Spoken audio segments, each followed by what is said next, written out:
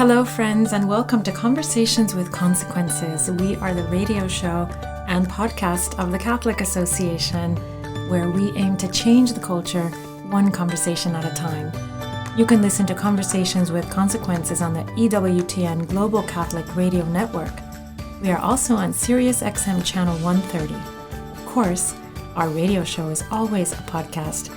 Go to thecatholicassociation.org/podcasts or directly to wherever you listen to your podcasts. I'm your hostess, Dr. Gracie Christie, and joining us next is Damien O'Connor. He's the Knights of Columbus Vice President of Evangelization and Faith Formation. Welcome to the show, Damien. Thanks so much. It's good to be back. Here on Conversations with Consequences, we try to highlight the work of the Knights of Columbus whenever we get an opportunity or there's an inflection point. So that point right now is your yearly convention that's taking place in Quebec City this year. I've had the privilege of going to one of your conventions. I think it was in Baltimore some years ago, and it's a really spectacular time. And tell us how it went this past week in Quebec. Well, first, thank you again for having me. It's very special to have our convention because in many ways it's a reunion. You know, we all come together from around the world. And this year we're also celebrating, or Quebec is celebrating 350th anniversary of the church here, of the First Archdiocese.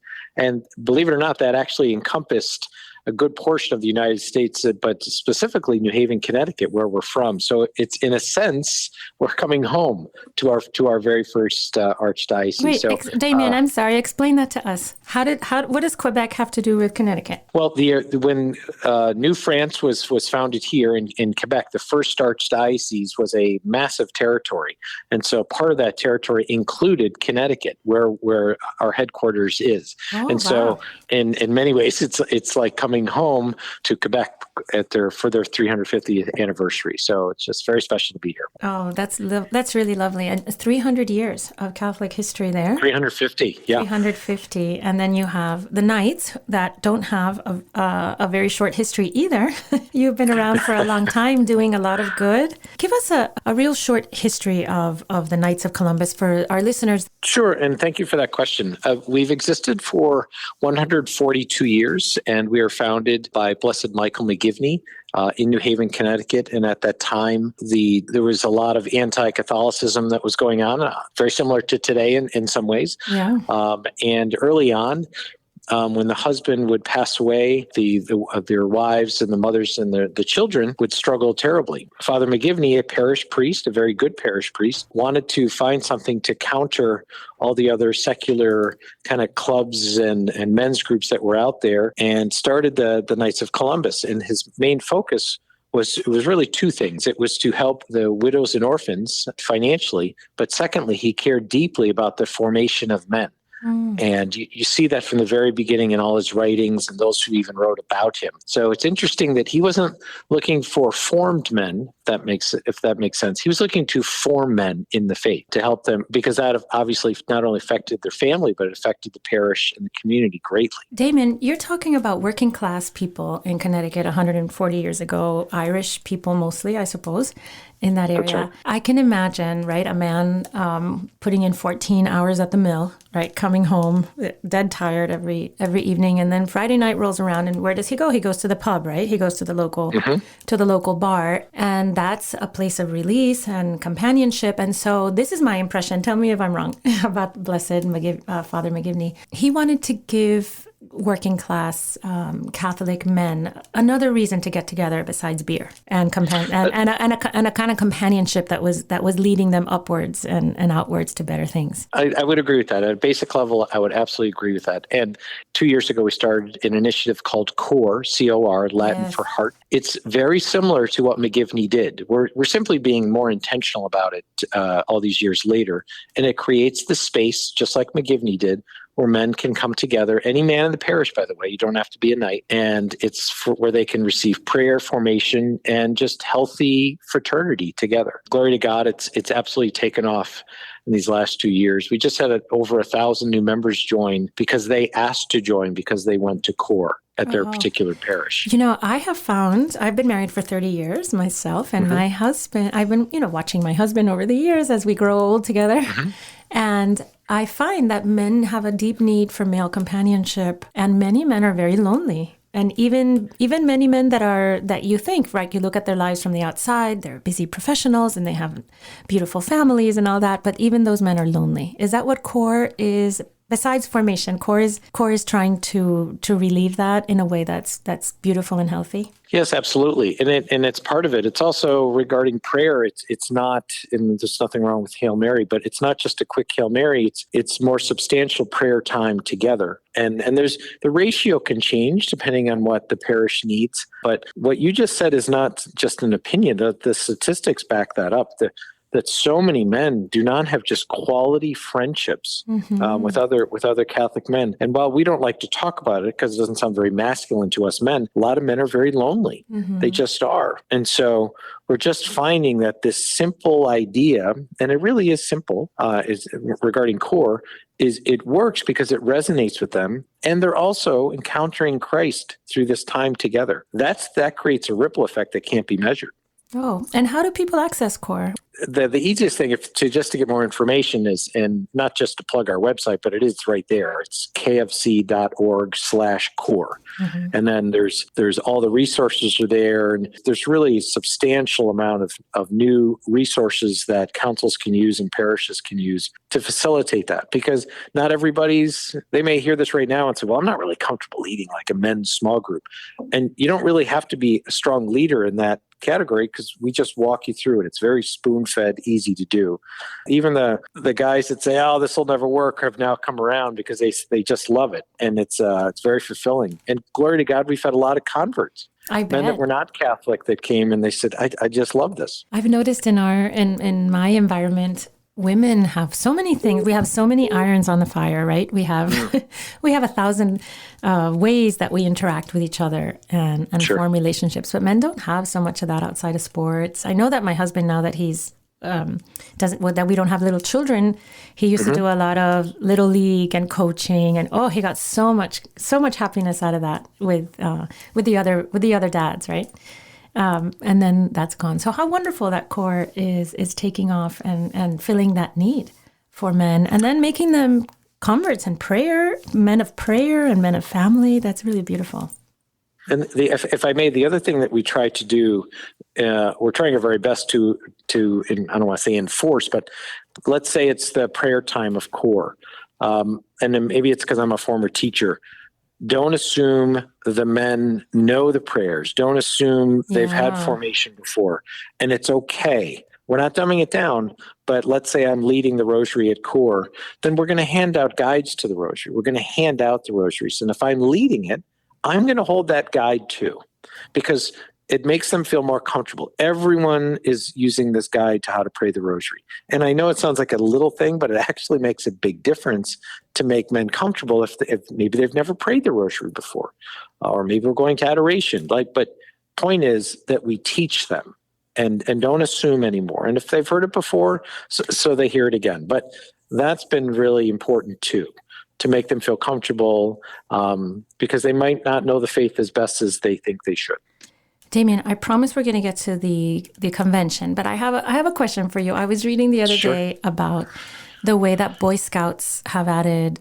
They've taken out the boy out of Boy Scouts, and now it's co-ed. And it made me think about the Knights of Columbus and how the Knights of Columbus is an organization for men. And I want to hear from you what your thoughts are about that. Why is it important to have an organization just for men? I guess it's easy to think, if you look at it, if you've never heard of the Knights of Columbus, that it's anti-women or anti-family, and it's quite the opposite. We believe that iron sharpens iron, and so men need to be with other men. For example, you could have a prayer group with men and women, but you could ask most women or most men, they would usually say, yeah, I would prefer just to be with men, or I prefer just to be with women, because it is a different dynamic. And I won't get into specifics now, but we can all imagine there's some very difficult topics that could possibly come up that you would only feel comfortable talking about that, me as a man, with other men. if that makes sense. Maybe it's some personal struggles or something like that. And it's not just like it's about therapy, but it is important for the men to be with the men. And we are very much a family organization as well. And that's important to stress too. If you look at all of our programs, they're titled Faith in Action programs, every single one of them the family can participate, and we encourage that. But when it comes to learning about the faith and praying together in a small group setting, yes, we very much focus on men, and it's been extremely effective for us. I mean, just at this convention here, when you're 3,000 people, and you see this camaraderie, this fraternity, but it's with the men, but also with all these families here, most of which paid their own way to come. It's really very moving to see that here.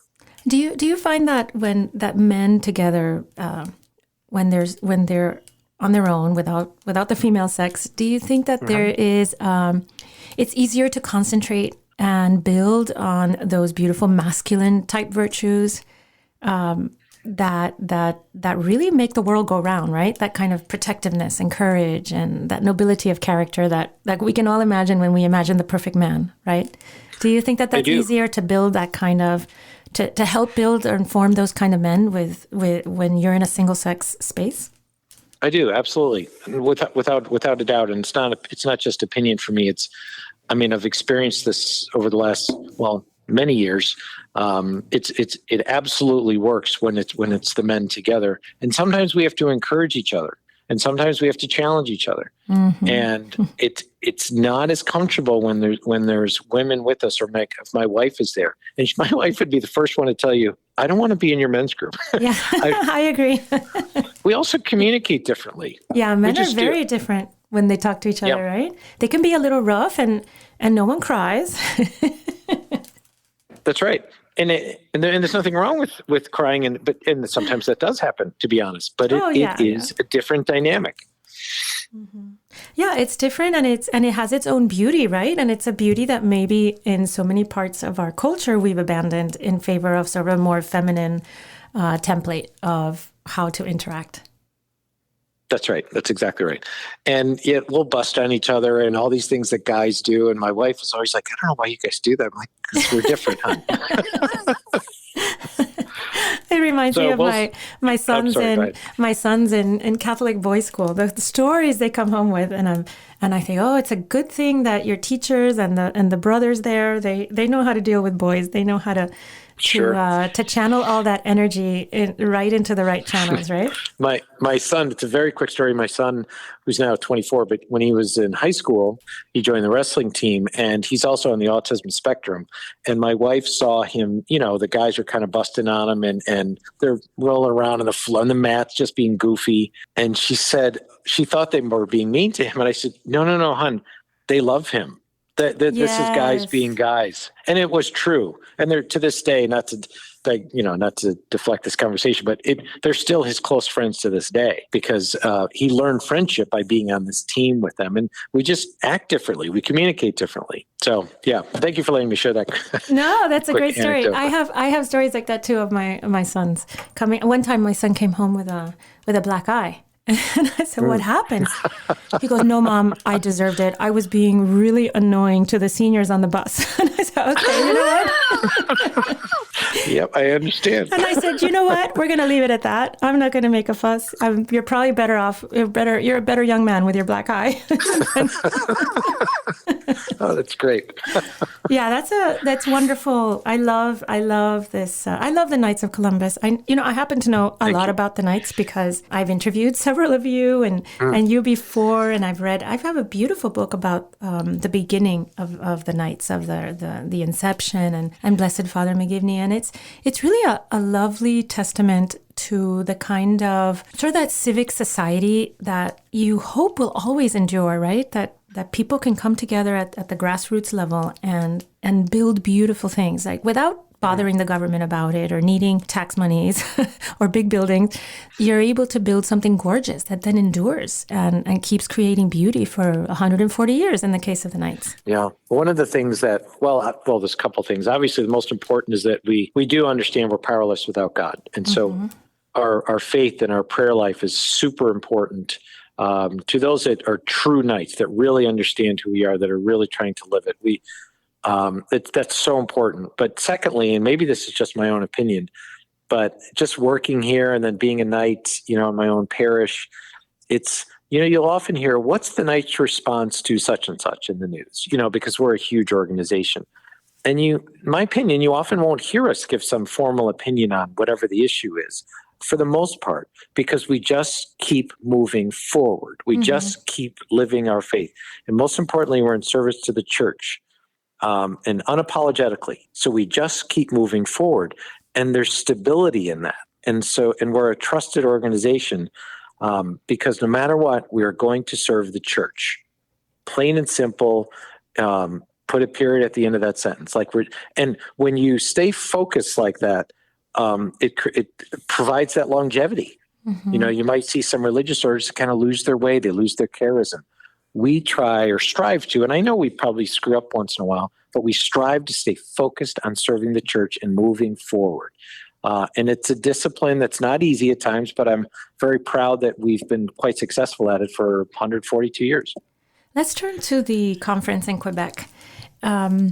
You highlighted many of the. I got a long email about it, and I sat down and I read the whole thing, and there were you highlighted several.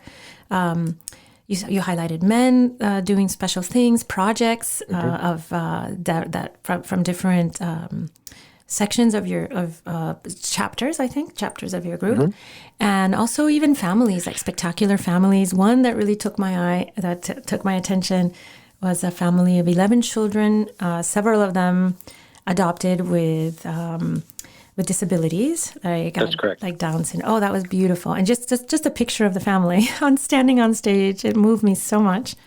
I can't remember their name right now, but maybe you can tell us. And so the Ampe family. AMPE. Yeah. AMPE. Beautiful, beautiful. And I was thinking, what's the purpose for the Knights of highlighting these beautiful things? You must have a special purpose that's not just like self-congratulations. Sure. So we have I mentioned the faith and action programs earlier. And so those categories are faith, family, community, and life. And so we always focus, we give an award. It's kind of it's quite a process. It's done at our jurisdictions first, and then there's a winner at that level, and then it gets up to our level and at the spring convention. And so we honor who really focused on the faith the most, or community, one of the community programs. But we always have a family of the year that just exemplifies and just an incredible witness to being a Catholic family. And so it's one of my favorite parts of the week that we're here, or the days that we're here, is whoever that family is going to be, because they always, as you saw, they get up and they tell their story, and gosh, is that inspiring. This family, they I hope I get this number right, but I believe they have 11 children, and I believe 4 of them are adopted, and the 4 have special needs. And as I said, I have special needs children, so it's very emotional for me watching this. But let's be clear. Our children, they were born this way. We didn't choose them. This family is incredible. The parents chose these children with special needs because no one else wanted them. That's an incredible witness. That incredible. And you know what it does for people who see that? They see the possibilities that might open up before them, right? Of being, of being bigger and better and nobler, because sometimes you just don't even believe things are possible, right? Like you say, no, well, I can barely get by with the chaos at home and all the plates I have flashing through the air that I'm trying to keep aloft. And then you say, no, if they can do that, then maybe I can do a little more, right? I can try a little harder. Yeah. And we've learned in our own family, it's really difficult when you get these diagnoses, obviously. But the line that I use is, we had to mourn what we thought they would become. You have to mourn it first, so that we could then see the gift from God that's right in front of us. Oh, because that's so pretty. We all that's have so true. When you're parents, we have this vision before they're born and what it's going to be like, and it's never like that, Never. And it's trials and tribulations and all kinds of stuff happens. And this family clearly knows it, the one that just won this award. They know that their children are living icons of Christ right in front of us. But you have to let go what you thought they were going to become. because there's a gift right there, and I say that as someone who struggled with this for a while. And now we've, finally come around years later, like, God, our kids are just gifts, they really are. And God, I believe that God wraps the biggest gifts in the hardest to penetrate packaging, right? Like, Amen. Like those are the best gifts, right? The ones that aren't obvious, the ones that you have to dig a little, the ones that you have to get to know and live in and unwrap, right? Like we unwrap our children, right? Our children come to us how they come, and then one day you say, oh, all those things that I thought were problems, those are the joys that God sent me. Amen. That's right. That's exactly right. Tell us some other people or projects that you highlighted, that you gave awards to at the ceremony, at the convention. So the other one I'll share, it's called the McGivney Award, and that's for, it sounds funny, but it's the, I don't want to say number one, but it's a state chaplain. So every jurisdiction, let's say Nevada or New York or the Philippines, they have a state chaplain. And so Father Chad Wilhelm, who's from the state and jurisdiction of North Dakota, he won it this year. And he is an incredible Knight of Columbus and witness to the faith. He's 27 years in a row been their state, 28 years, been their state chaplain. No way. And he's an incredible recruiter. I mean, he loves McGivney. And when he gave his speech, he's talking about all these different places where he's chaplain, in addition to the Knights of Columbus. Like, he's just a true man of faith. And so huge honor for him to get that. And I very shamelessly checked to see if there was room at his table, because we had what's called the State's dinner last night. Huge dinner with all 3,000 people here. And there was room. So I just loved hanging out with him, because he and I are fairly good friends. And I'm just so happy for him. And he deserves it. He really does. Oh, he sounds spectacular. How wonderful to have that kind of reach, right? And then, and he probably only sleeps 3 or 4 hours a night, it sounds like. I would imagine. Yeah. He's incredible.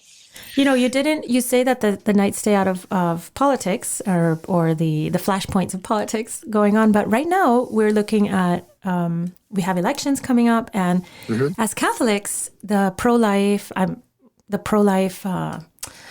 position means a lot to us on a political sense, right? Because our votes translate into actual lives and deaths when it comes to the unborn and other life issues. But those things seem to be tied in together, right? Like if you're really pro-abortion, you're also probably pretty pro-euthanasia or assisted suicide. There's sort of a lack of respect for life in general, or vulnerable life in general. The Knights have done so much to advance the pro-life cause. And one thing that you've done that means a lot to me, and I wonder if you talked about it at the convention, if you highlighted it, is the ultrasound machines for the pregnancy care centers, and how important that work is, and how we should think about that when we go to the voting booths. Sure. Thank you for bringing that up. Yeah, we are unapologetically pro-life, and we're almost near, believe it or not, 2,000 ultrasound machines. 2,000. I remember when we hit 1,000, and I was super impressed. And we're getting to 2,000 much quicker than I anticipated. So what does that mean? I think that means that more and more people are, especially our councils, are trying very hard to put these machines where they need to be. And there's story after story after story of a mother, or maybe her mother and the husband, just being deeply moved by seeing their child in that ultrasound. And it's extremely effective. And we also have now what's called our ASAP program, aid and I forget the full name now, but the ASAP is to help families after the birth. Because, sometimes you'll hear in the pro-life movement, well, you're not really helping them once the baby is born. But we most certainly are. And so we're focusing on that as well. And Is I that thank you for bringing that up. Is that a parish-based program, or how does ASAP work? I guess we can read about it on your website also. Sure. No, ASAP it's through our councils. Oh, through the councils, right? Yeah. Oh, And that sounds so crucial nowadays. People are struggling so much to make ends meet. Oh, 100%. And I'm so proud of us for doing that as well. And obviously I'm biased, but it's just important. And we do stand with you. We will be there for you, and yeah. And let's face it, when a lot of these, and I think you know this, but when let's say a woman goes to Planned Parenthood, their slogan's pro-choice, but the reality is they actually go there feeling like they have no choice at all. And they do have another choice. That is so true. It's Planned Parenthood is the swallower of hope. It just says, come here and lose all hope. Yeah, and it's very easy to get maybe angry at women that go there. No, but I also think we have to go a little bit deeper and say, well, they're often desperate, and don't know what else to do. Well, and they've grown up in a debased culture, so degrading them from day one, and all 100%. Of them are victims of this sad cycle of just this disgraceful cycle, of a lack of human dignity, a acknowledgement of human dignity that we've all been sort of born into, right? If we weren't born in the 40s. We've all sort of been imbibing this in the culture. I'm so glad that the Knights of Columbus is there on both ends, at the ultrasound end and then after the baby's born, to help pick up the pieces and get that young family started down the right path. Well, congratulations to you and the Knights for another wonderful year. And tell us again the website so our listeners can learn more about the Knights and how they can join a chapter. It's kfc.org. Thank you, Damien. Thank you.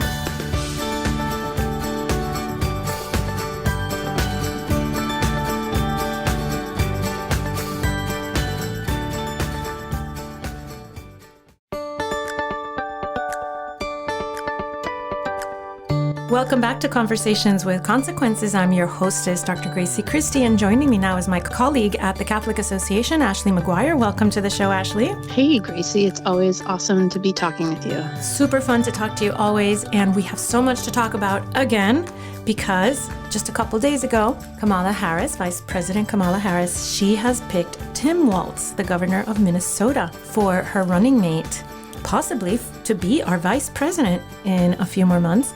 And this makes the Kamala Harris, Tim Walz ticket maybe the most anti-Catholic ticket in the history of the United States. Could that possibly be true?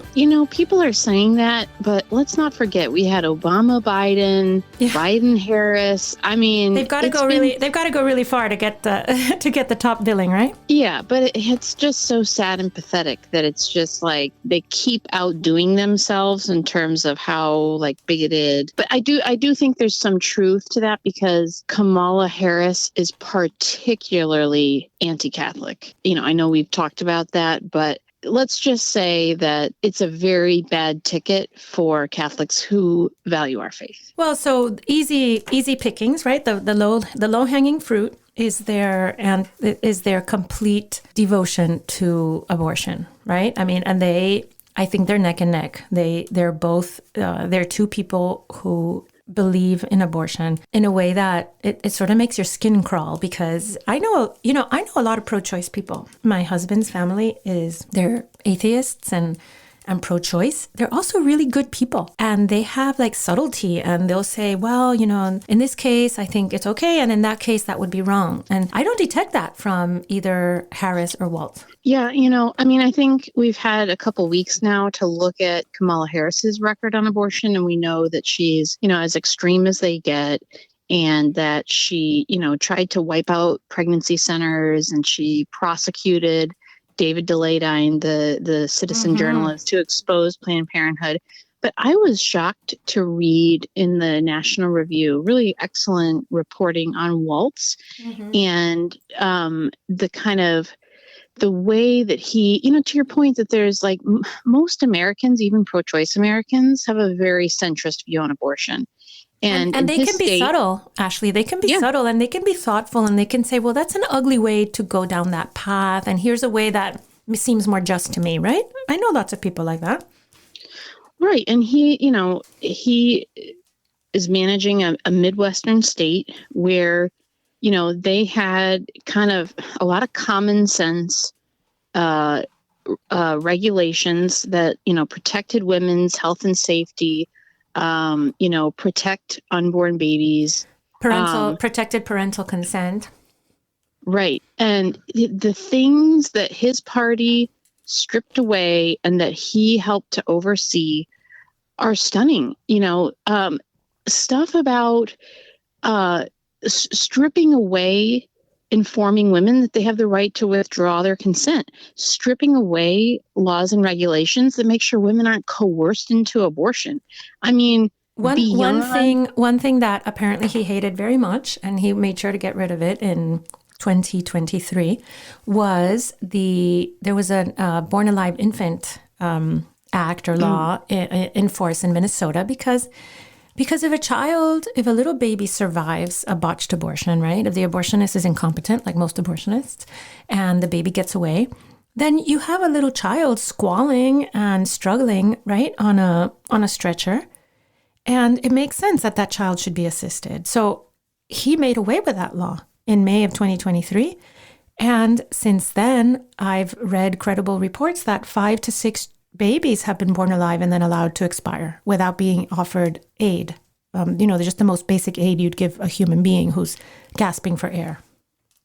Yeah.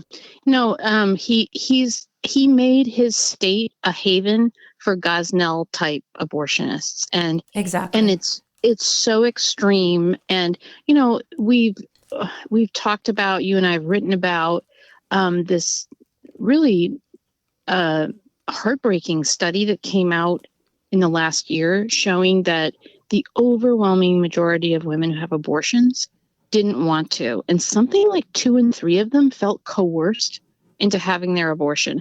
So the fact that he was content and gave his governor's stamp of approval to laws that stripped away regulations that make sure women aren't coerced into abortion, I mean, that opens the door for human trafficking.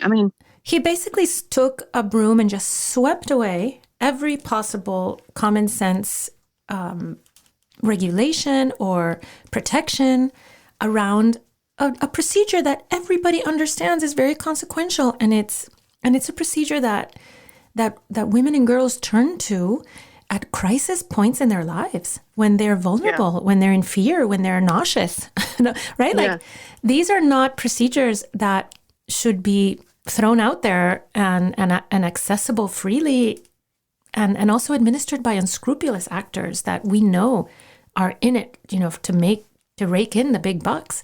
So he took a broom and he swept everything away. Maybe our listeners don't know, and we should mention it, that he passed he passed a law. He helped pass a law, and he signed it, and he helped drum it through the legislature that made abortion for any reason at all legal in his state for the 40 weeks of pregnancy. And then he turned around and passed more laws that swept away whatever little protections were left, like the Infant Born Alive Act and the law against coercing women. What else? Parental consent. I mean, just tremendous. And let's not forget, before, maybe we talk a lot on the show about abortion because we're so pro-life and we each have 5 children and we love children. But let's not forget the transgender ideology component of the Walz administration. What do you know about that?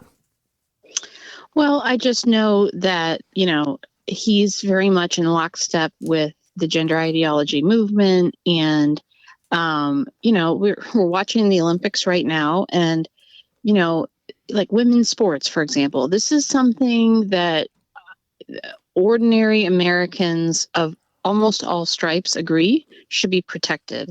Mm-hmm. And so, I think we can be certain that he's somebody who is not going to defend women's sports and is going to be whipped around by a movement that, frankly, doesn't have concern for women, for women's safety, for women's rights, and the children.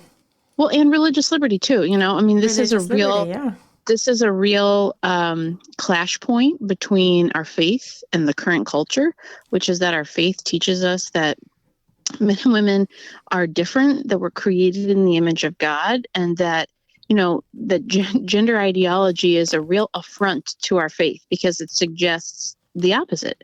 It suggests that God didn't have a divine plan, that we, aren't complementary, we're equal in that complementarity. But it's also a movement that is constantly threatening the religious liberty of our schools, of our churches, of our institutions, and because threatens our daughters. Even, as people of religion, we especially hold on to the truth, right? Like for us, Jesus is the truth. So for us to have to live in a state or a country in which you're not able to freely express the truth at school, for instance, when you're teaching children and you have to teach them lies, which is basically what happens when you live under a state governance that insists that transgender ideology has to be taught and you have to stick to that. You're literally dabbling in lies all day long. And so, forgetting there's important complementarity and how God made us so beautifully, but it's also pure lies, and lies are of the evil one. Right. Well, and let's not forget that Waltz would work for Harris, and she has been both the sponsor of multiple bills that would directly threaten the religious liberty of the Catholic Church and its myriad institutions in this country on this particular issue. Mm-hmm. So, they pose a acute and a direct threat, a religious liberty threat to the church, I think. And again, I know we're talking about Waltz, but let's not forget that Harris is somebody who thinks that, Catholic doctors should be forced to perform abortions. You think Waltz is not going to line up in lockstep with her on that? Oh, no, question. I'm 100% sure that he thinks that's a great plan. This is the way the party works on these issues is you line up and you march in lockstep, and their party is totally out of step with average Americans on these issues. And again, they pose a direct threat to the conscience rights of Catholic healthcare workers, of Catholic teachers in parochial schools. Well, what about Catholic parents who could have their children taken from them if they parental rights? Yeah, parental rights, or just the basic parental rights of parents. In Montgomery County, Maryland, where I live, there's a huge lawsuit going on right now over whether or not religious parents, and it's not just Catholics. I mean, they're being joined by Muslims and evangelicals who want to opt their children out, the basic right to be informed of when their children are going to be taught as young as kindergarten, sexually explicit gender ideology material, and want to opt them out. And the Montgomery County Public School District is digging in their heels. And again, you can be absolutely sure that a Waltz Harris ticket is going to take that national. Yeah, I'm 100% sure of that. That is very scary. You know what else is scary? And Waltz has spoken out on this topic is the border. And as Catholics, obviously, we feel very strongly that the stranger must be welcomed. But a border, the way the border is being run right now, is a danger to every single person that approaches it, that crosses it. People who live on the American side who are having cartels trafficking people and drugs across their front yards, the fentanyl that pours in, the girls who are being trafficked across the border for sex purposes. I mean, there's so much horror going on across our southern border, and both of these politicians feel very strongly that should continue, as far as I can tell. Waltz talked about building them ladders. And I guess when he says them, he's talking about the drug cartels and the sex traffickers. No, and our church, you're right. The Catholic Church emphasizes the the need to welcome the migrant and the stranger, but it also teaches that nations have a right to their own sovereignty. And the issue of how to manage a border is something that it relegates to lawmakers, and lawmakers in the Democratic Party have obstructed any attempt to secure the border in the most basic of ways, as you point out, to prevent nefarious actors who, whether it's terrorists or drug dealers or human traffickers, from entering our country and exploiting our people, including exploiting the immigrants who are coming here seeking a better life, who just want to feed their children. These people exploit them too. Yeah, they're the first ones. Child labor has gone up since the border was open. Children are being brought across that border and put to work. Illegal child labor. And don't even get me started on the sex trafficking, because that just makes me insanely upset that we could basically, hold up a sign and say, here, traffic across our border, because we have lots of rich Americans who are willing to pay high prices. I mean, just terrible. The amount of the fear, that one fears when you see a possible Harris-Walz combination ticket. You know what? I did some research because I've been writing a piece on pregnancy care centers. I'm the director of the Archdiocese of Miami Centers, and I read their ultrasounds. And Tim Walz, one of the things that he did, that he was very eager to do, was to take away any state funding from the pregnancy care centers in Minnesota. And that was just a holy grail for him, and he succeeded in 2023.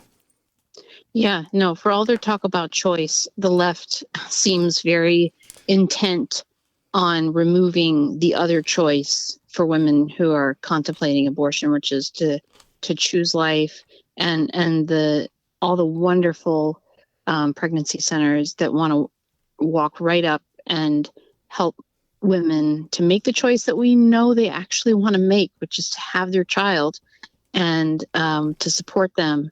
And and it's shameful. And I think by choosing him, Kamala Harris is showing what kind of administration she would run, which is one that's anti-life, anti-family, and anti-Catholicism. Do you think that Catholics in general are understanding these subtleties? I find that I worry that because the mainstream media is so adulatory, and so they're so excited about the Harris-Walz team, that a lot of people are maybe not hearing these important things that, important to all Americans, not just Catholics, and as you say, not just pro-life Americans, right? Even pro-choice Americans have a lot to worry about with this. Yeah, couple. No, pro common sense Americans. Yeah. No, I think that's a concern, but thankfully we live in an era where there's more ways to get to consume information than just the major news outlets. And, I guess you and I have our work cut out for us between now and November. Yes, we do. So thank you so much, Ashley, for joining me. And I hope that all our listeners gleaned a lot of information about this very important topic. And we'll continue looking at that as the months go on. Thanks, Gracie. Every morning, the Catholic Association reviews all the latest news and sends our subscribers a carefully curated collection of the most important news of the day. Items are specifically selected for a smart Catholic audience like you. Don't let the world take you by surprise. Subscribe to our daily media roundup at thecatholicassociation.org. Welcome back to Conversations with Consequences. It's the end of summertime, and we look around, and in our own homes and on our streets, people are coming back to start the new school year, saying goodbye to the happy and pleasant semi-relaxation of summer, because all of us have busy lives. The new traffic, right, that starts when the kids go back to school and you have to struggle harder to get to work and come back from work as the traffic gets worse. It occurred to me that it's a wonderful time to think about how to have a really good plan of life to sustain us spiritually every day as we deal with all the complications of all our very complicated lives. For me, a plan of life has to do with having a daily, several times a day, contact with God in various different ways, like daily mass and a daily rosary, and a time for spiritual reading, a time for meditative prayer. And that sounds like a lot to stuff into an already busy life, but in my experience, it's been something that has become indispensable in order to do everything else in my life that has to get done properly, with peace, with a really strong and present knowledge of my daughterness to God, right? That I am God's daughter, just like all of you are, or God's son, and how important that is to keep front and center as we face the rest of this year, which is going to be a difficult year because of elections and all the ways that difficulties assail us. And now Father Roger Landry offers us, as is customary, a short and inspiring homily to prepare us for this Sunday's Gospel. This is Father Roger Landry, and it's a privilege for me to be with you as we enter into the consequential conversation the risen Lord Jesus wants to have with each of us this Sunday, in which we will go more deeply into the third week of Jesus' 5-week course on the mystery of his body and blood in the Holy Eucharist, which Jesus taught for the first time in the synagogue of Capernaum and renews for us every third summer. The timing this year is particularly appropriate as we seek to profit more deeply from and share in the ongoing Eucharistic revival renewing the Church in the United States.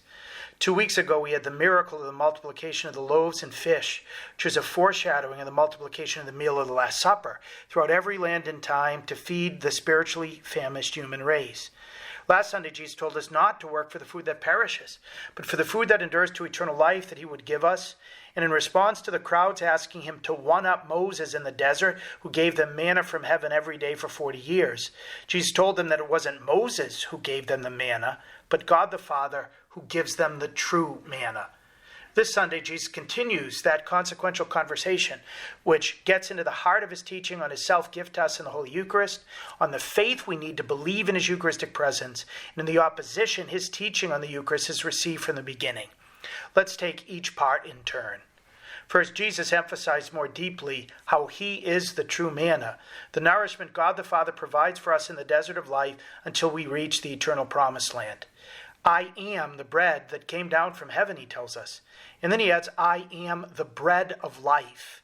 It's a basic truth that we become what we eat, and Jesus foretelling that when we consume him, we become one with his life. Since he is eternal, to consume him is to receive everlasting life. He tells us, your ancestors ate the manna in the desert, but they died. This is the bread that comes down from heaven so that one may eat it and not die. Then he specified even more. I am the living bread that came down from heaven. Whoever eats this bread will live forever, and the bread I will give for the life of the world is my flesh. These are extraordinary words, which we shouldn't water down or pass over. First, they sound cannibalistic, as if Jesus is saying that we need to eat him the way we consume animals or animals consume carcasses. Of course, that's not what his words mean.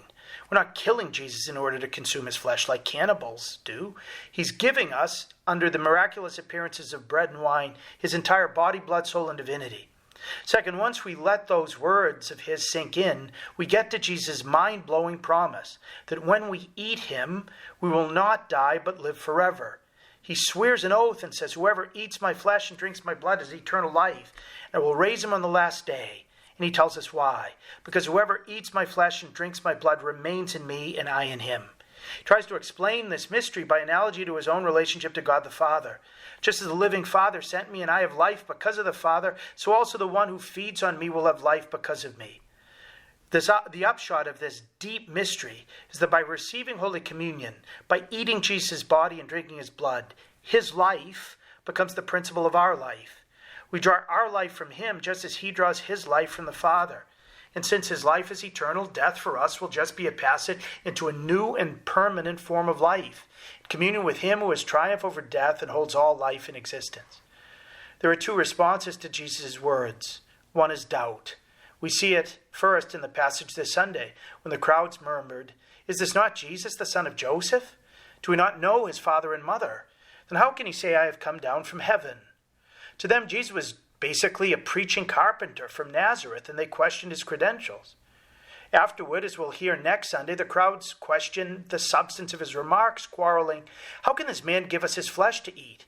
And later in a passage we will consider in 2 weeks, they'll say, "This saying is hard, who can accept it?" We shouldn't dismiss these objections because many of our contemporaries will raise the same ones.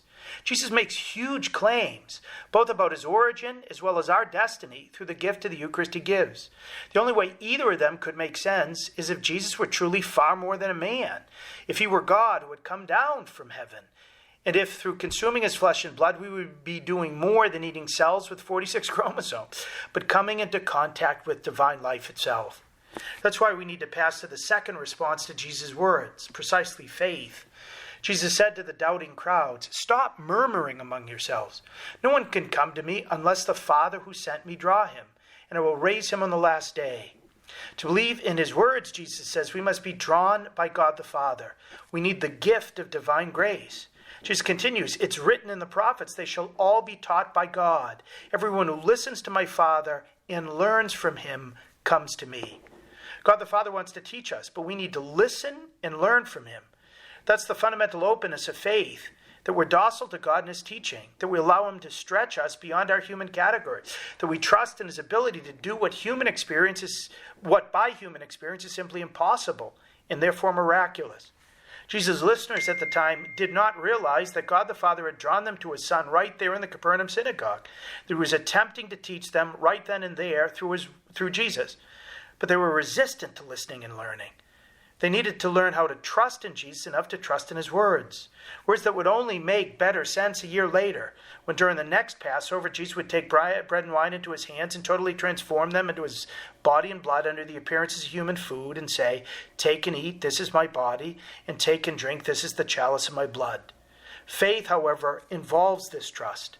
As St. Thomas Aquinas wrote for us in his famous Adoro Te Devote for the first Corpus Christi celebration 760 years ago, "I believe whatever the Son of God has said, because nothing is truer than the word of truth."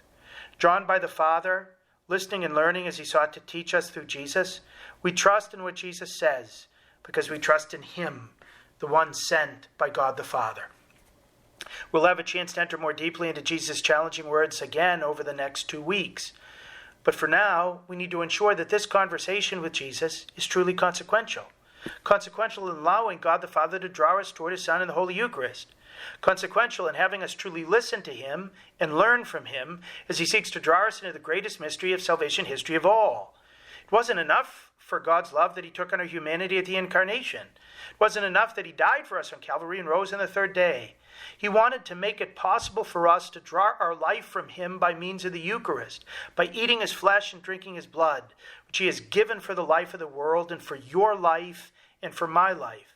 Just as much as we survive off the food and drink we eat materially, so much more do we survive off the spiritual food he gives us, his body and blood in the Holy Eucharist. Therefore, we need to ensure that this Sunday's conversation is consequential in getting us to eat Jesus' flesh and drink his blood in a life-giving way, seeking to become whom we eat and draw our life from him in all aspects of our existence, just as he draws his life from the Father. And we also need to ensure that it's consequential in getting us to stake our whole life on what he affirms, that through this act of the Mass and our reception of Jesus in Holy Communion, Jesus will indeed give us eternal life by raising us up on the last day. May this Sunday's Gospel be consequential in all these ways. God bless you. Thank you, Father Landry. To hear more from Father Landry, check out his website at catholicpreaching.com, and you can also catch his writings at EWTN's own National Catholic Register. A big thank you to all our listeners for joining us. I hope that this show was helpful. I hope that it gave you more peace and more hope and more joy, and you go with our prayers.